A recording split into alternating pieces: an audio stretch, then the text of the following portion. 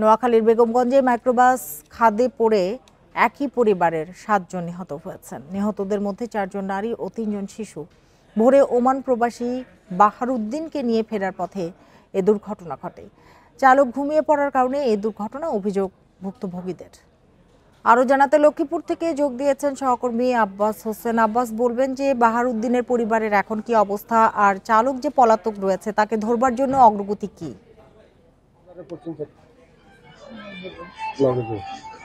আসলে কিন্তু একই পরিবারের যে ৭ জন নিহতের পরে আমরা যে বাড়িতে রয়েছি, এই বাড়িতে কিন্তু শোকের যে ছায়া সেটি রয়েছে, এবং আত্মীয় স্বজন থেকে শুরু করে সবার মাঝে আমরা দেখেছি এক শোক আর শোক। অর্থাৎ এই আমরা সকাল থেকে এখানে রয়েছি যে বাহারউদ্দিন, যিনি বিদেশ থেকে আসার জন্য যে পরিবারের লোকজন তাকে নিয়েছেন, আনার জন্য গিয়েছেন 12 সদস্য।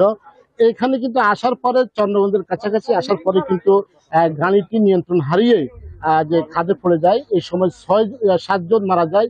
এই 7 জনের মধ্যে যে বাহারউদ্দিন যিনি এসেছেন, তার স্ত্রী রয়েছে রাজিয়া সুলতানা কবিতা, এবং তার মা রয়েছে মুর্শিদা বেগম, এবং তার নানি রয়েছে ফয়জুন নেসা, এবং তার যে ছোট মেয়ে 2 বছরের শিশু রয়েছে মিম আক্তার, আর তার 2জন ভাতিজি রয়েছে রেশমি, লামিয়া, এবং তার বড় ভাইয়ের স্ত্রী রয়েছে লাবণী। তবে এখন কিন্তু এখানে জানাজার যে ব্যবস্থা সেটি নেওয়া হচ্ছে, অর্থাৎ পারিবারিক কবরস্থানে আজকে 4 জনকে দাফন করা হবে।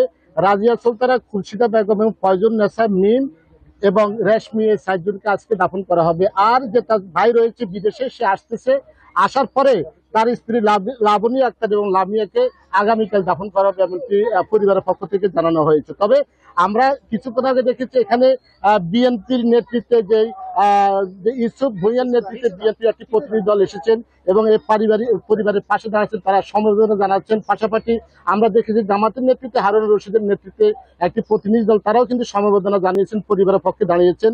এবং এছাড়া বিএনপির কর্মকর্তা এসেছেন, তারা বলছেন প্রত্যেকটি ক্ষতিগ্রস্ত পরিবারকে তারা 5 লাখ টাকা করে যে দেওয়ার যে ব্যবস্থা সেটি করা হবে, এমনকি যে বিএনপির পক্ষ থেকে বলা হয়েছে। তো আমি এখানে বিএনপির যিনি প্রতিনিধি আসে তার সাথে আমি কথা বলেছি, ইউসুফ ভুঁইয়া, তিনি যেটি জানিয়েছেন শহীদউদ্দিন চৌধুরী এনির নির্দেশে তারা আজকে এখানে এসেছেন, এবং যে মারা গেছে যারা, তাদের পাশে তারা দাঁড়ানোর জন্য নির্দেশনা রয়েছে, এবং তাদেরকে কিভাবে পুনর্বাসন করা যায় সেই ধরনের ব্যবস্থা নেওয়া হয়েছে, এমনকি তিনি বলেছেন।